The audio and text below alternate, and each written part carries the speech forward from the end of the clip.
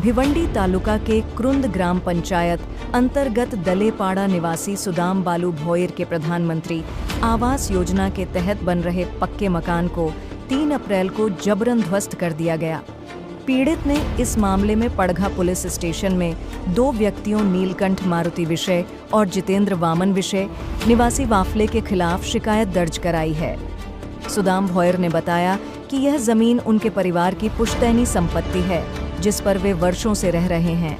प्रधानमंत्री आवास योजना के तहत उन्हें 3 सप्ताह पहले उनके बैंक खाते में 1 लाख रुपए का अनुदान प्राप्त हुआ था। पंचायत समिति तथा ग्राम पंचायत के अधिकारियों ने उनके मकान की तस्वीरें भी खींची थीं। मकान निर्माण कार्य प्रगति पर था, तभी गुरुवार को जेसीबी मशीन लाकर उनके मकान को जबरन तोड़ दिया गया। आता मला न्याय पाहिजे। नेमकं काय झालं काका? काय झालं? काय झालं नाही, काहीच नाही। ते आले लगेच डायरेक्ट जेसीबीनेच घर तोडला माझा। कोण होते ते? निलकंठ विषय आणि जितेंद्र विषय। हा जो घर तुम्ही बांधलेला आहे हा कुठल्या शासनाकडून आलेला घर आहे का तुम्हाला? शासनाकडून आलेले। मोदी सरकारकडून आलेले का कोणाकडून आलेले? मोदी सरकारकडून।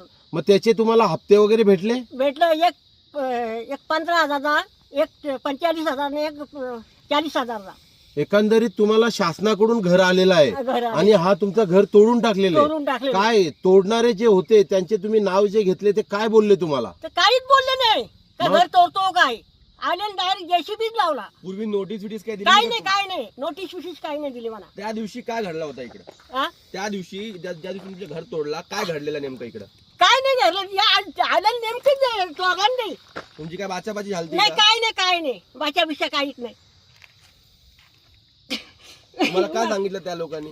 तुम्हाला काय सांगितलं त्या लोकांनी? काहीच नाही सांगितलं ना, आलं जेसीबीच लगेच लावला। म्हणजे तुमच्या घरामध्ये जे काय सामान होतं ते काढून पण तुम्हाला नाही दिला, तसंच राहिला। माझ्या घरात सामान द्या म्हणायचं, आपण केला दखल बुकल केला।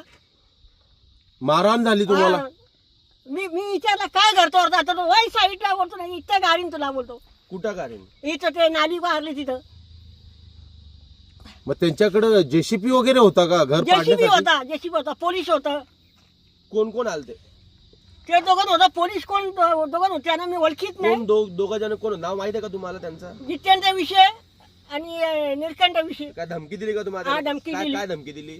तर मी नाही का घर तोडता माझा, तो वाई साईडला आणि इथं गाडीन तुला मी बोलतो। म्हणजे त्यांच्यापासून तुमच्या जीवाला धोका आहे आहे ना माझ्या जीवाला। पोलिसांनी तक्रार केली आहे का तुम्ही? केली ना, केली, पण आता न्याय कुठे भेटलाय? पोलिसांनी काय सांगितलं? तर बघू तो भेटेल न्याय, पण मला भेटेलच न्याय ना। पडघा पोलीस स्टेशन हे तुम्हाला न्याय देतील, तुम्हाला शाश्वती आहे का? आहे ना, आहे। आता तुम्ही कुठे कुठे अर्ज केलेले आहेत?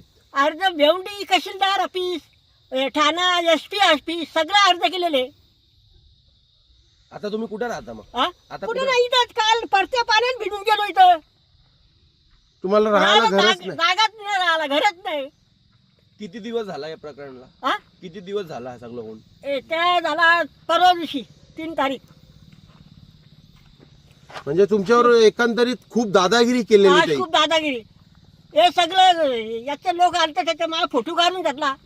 शासनाचे लोक येऊन गेले? शासनाने तुमचे फोटो काढलेले घराचे? अख्खे घराचे माझे काढले इथे त्यांच्या मध्ये उभा राहून।